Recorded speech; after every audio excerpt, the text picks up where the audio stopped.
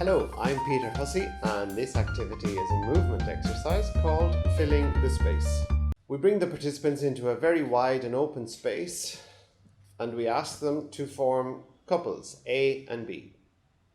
Then we ask each A to strike a pose, which is as open as possible and occupies as much space as possible. Sometimes this involves them lying down, sticking their leg up in the air, taking up positions that they normally would not take up.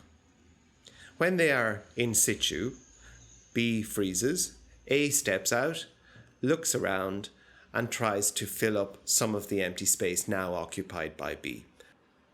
The second stage is where A takes up a pose and B complements that pose or contrasts it.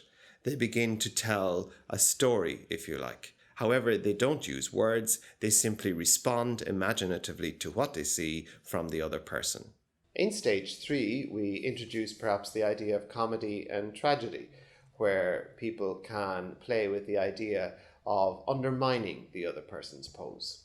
Eventually, we will have the entire group moving as two groups, one group freezing and another group stepping in to fill the space or carry on the image. The reflection is short. We ask how they felt and how they experienced the exercise.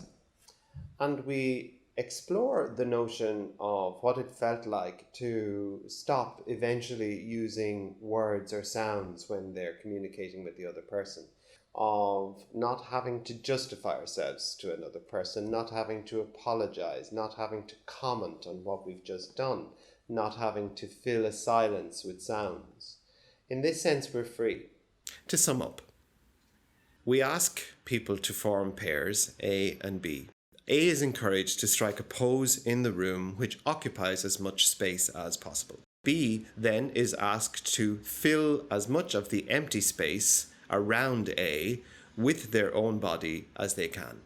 B freezes, A steps out and tries to fill up some of the empty space now occupied by B.